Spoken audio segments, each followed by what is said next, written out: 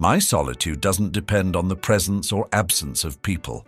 On the contrary, I hate who steals my solitude without, in exchange, offering me true company. Friedrich Nietzsche. Do you prefer spending Saturday night on some obscure forum like Quantum Physics for Cats, rather than going out partying with co-workers or acquaintances? As you grew up, did you worry that this evil genius with no dazzling social life behavior wasn't normal? Or maybe that you were too shy, or even snobbish? Relax. According to a serious study published in the British Journal of Psychology, people with a very high IQ tend to have fewer friends. And not only that, when they spend too much time with other people, they don't become happier.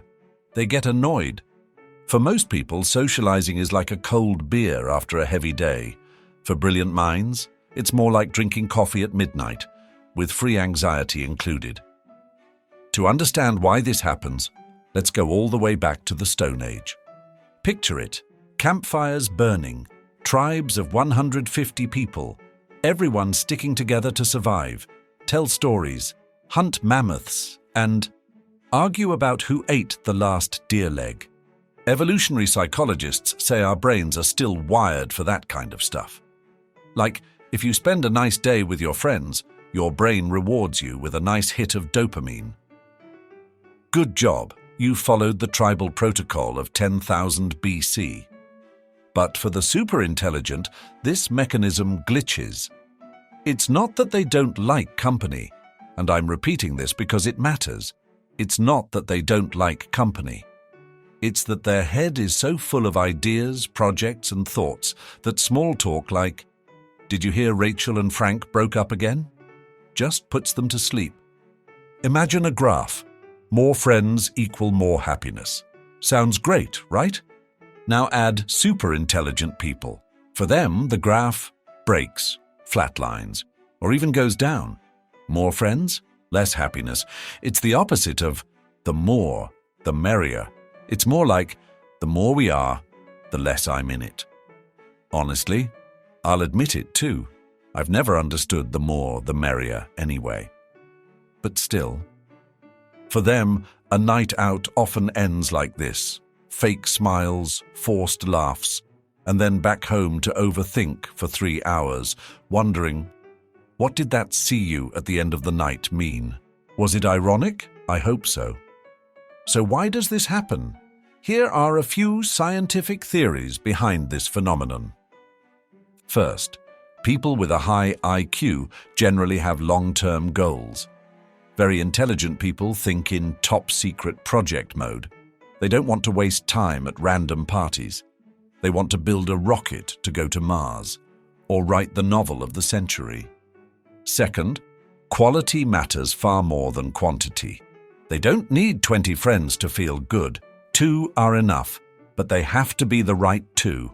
Like one who truly understands them, and one who shares a common hobby. Also, for people with a high IQ, solitude is basically fuel. Being alone doesn't depress them. Actually, that's often when their mind works best. Like Wi-Fi that only connects in silence. Take Mark, for example. Mark is a brilliant developer. He's creating an app that will revolutionize education. When his friends invite him out, he says yes sometimes.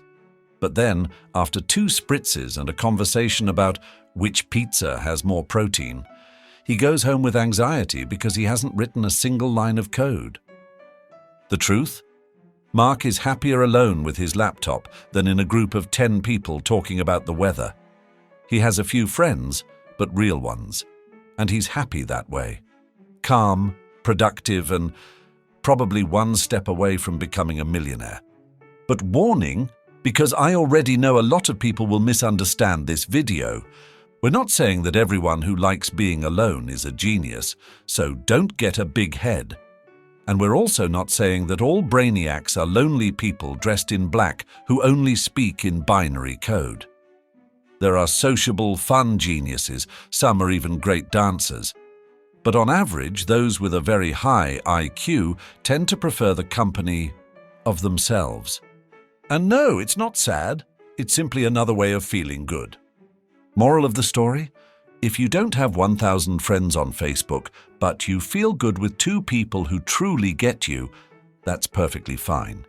If your ideal Saturday is a quiet night with a book, a documentary, or a secret hacker project, you might just have a brain that's slightly more refined than average. And if you have a super intelligent friend who disappears sometimes and doesn't reply for days, it's not that they hate you. They're just recharging their social battery, like an old iPhone, but with Einstein's IQ. In the end, happiness isn't one size fits all. It's deeply personal, and sometimes the people who find happiness within themselves do it because inside them, there's a whole universe to explore.